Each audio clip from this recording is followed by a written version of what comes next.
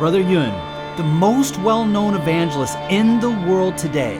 在我17岁的时候，我遇见了耶稣，他呼唤我说：“云弟兄，你起来向西方、向南方人传福音，这福音要传遍天下。” Brother Yun has been doing exactly that for over 50 years. He's spoken to more people and preached the gospel in more nations than any Chinese Christian alive, and literally changing the trajectory of church history in our lifetime.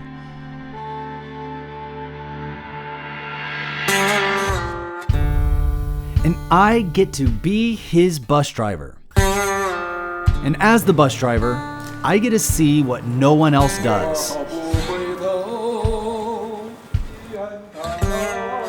It's not easy being a bus driver for your hero. There are times I hide my room number from Brother Yun because he likes to pray at 5 a.m. and I don't want to join him. But it means I miss opportunities like this one. 现在一个神迹啊，感谢主啊！跳起来走一走，跑一跑啊，跑吧，跑，跳。 When I wasn't there, when he prayed for a man over the phone that couldn't walk, and he was healed. 太好了，哈利路亚。 And being a bus driver for a modern-day hero has challenged me, but it's also got me thinking, what would it have been like to drive the bus for heroes of the past? Let's go on a journey. A journey to meet the heroes, the ones buried in obscurity. The cloud of witnesses, like those in Hebrews 11, they left a legacy. Where did this idea come from? I remember several years ago, Brother Yun was speaking, and there was a librarian that asked me to come into the library and look at these letters that she had from China, and they were like 100 years, 150 years old. A couple years later, when I had a chance to go back and look at the letters in the archive, everything was in disarray, and they felt a little embarrassed, and they didn't want us digging through their garbage. It was a forgotten room, has a padlock on it, and everything in that room most likely is just going to be thrown away. And I asked to go in there, they said no. And that got me thinking, how do we find the stories of those forgotten missionaries that served in China that no one knows about? Thankfully, there are people that geek out on Christian history like me, and I came across one such person in Joplin, Missouri.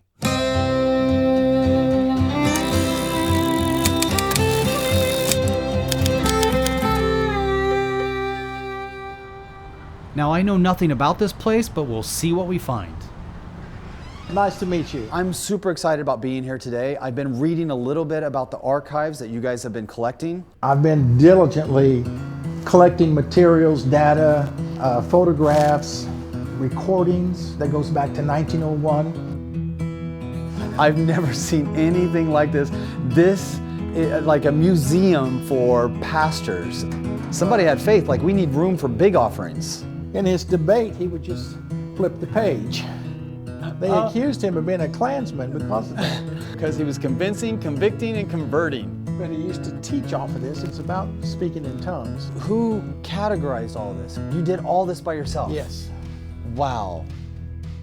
Somebody had some creativity. This pulpit has a lot of interesting features. What in the world? Jesus Christ is right there, rising. I've never seen anything like this in my life.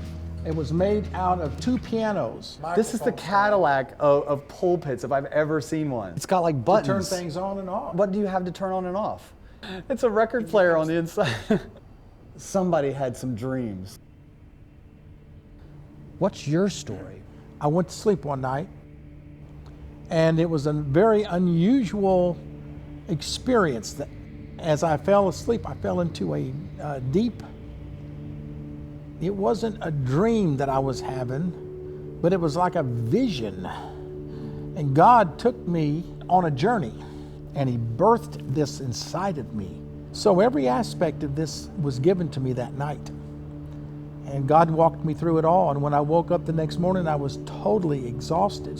My friend, Bishop Golder, he turns over documents, photographs, recordings, periodicals.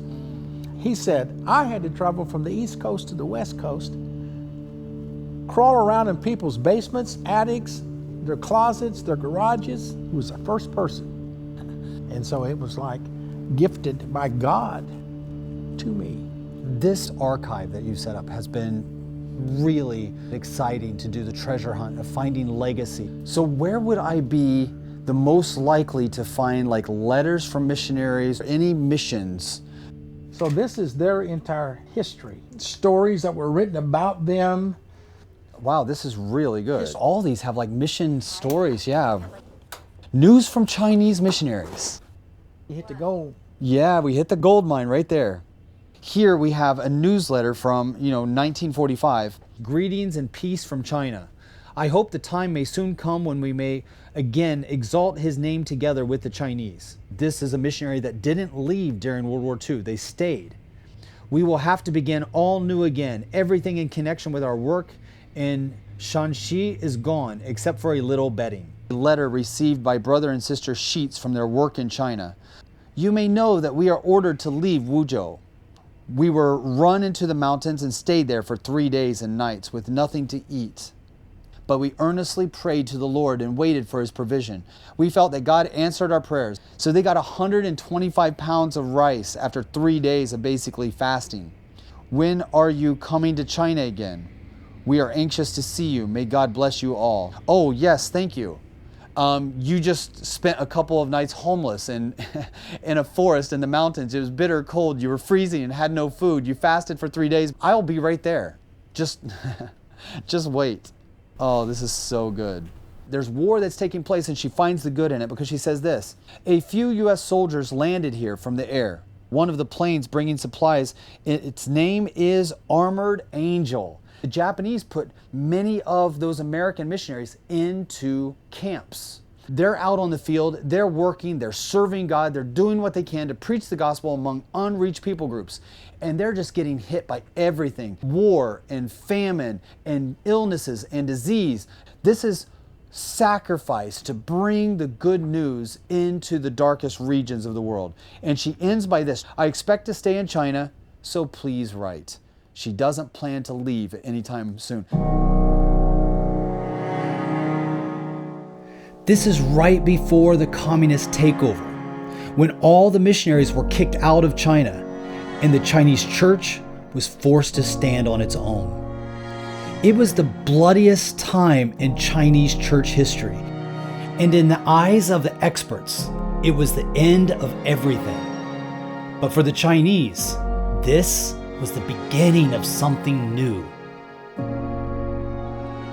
So Pastor Gene started what was called the Jesus Family. And what the Jesus Family did was they sold everything that they had and they lived together. And then they would work, they would provide money for their group, and then they would preach the gospel. It was a very powerful thing. So the communists came in and said, well, that's kind of what we do. We believe everybody should sell everything and then it would be collected. The difference that the church recognized right away is that communism was not a co-op. They were a co-op, which means that people volunteered. They came in. They wanted to be a part of this community. Whereas communists came in and said, you have to be, whether you like it or not. And they have this vision called Back to Jerusalem, and they begin to send missionaries. So today, the Chinese vision of Back to Jerusalem is to raise up at least 100,000 missionaries, not to replace missionaries from the West, but to join together with the world body of Christians to complete the Great Commission. And out of great suffering, a vision was born. And to learn more about it, I traveled to meet with a man born in China, now pastoring a church in Germany, known as Son of the Underground. Since childhood, my father always told me the story of Simon Zhao. And God called him to bring the gospel all the way from Shandong, from China. Shandong is the easternmost province of China, right?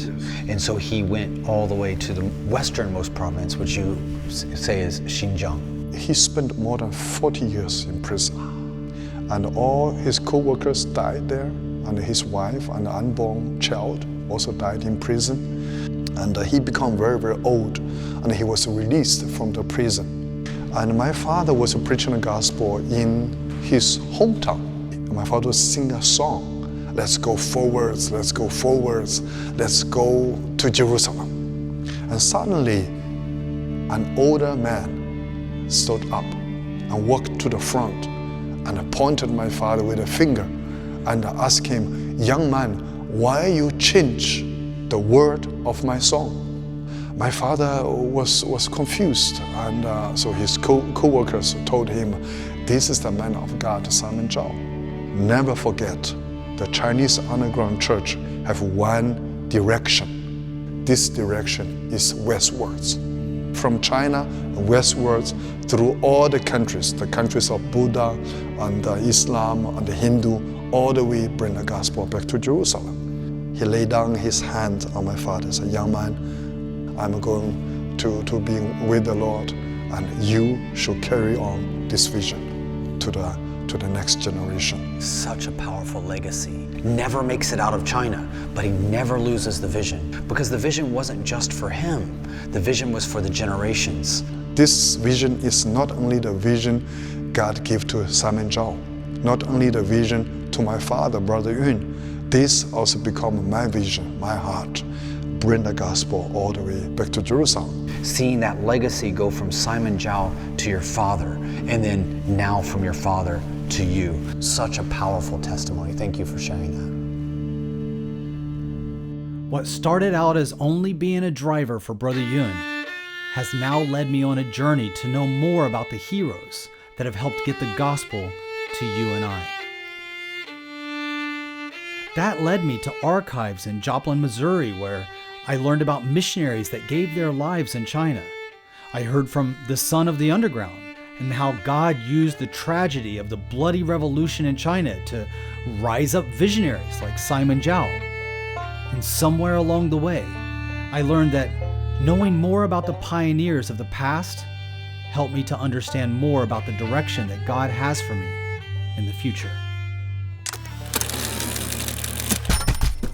We just found an article about why missionaries are crazy. Even though it was written over 70 years ago, it still works for today.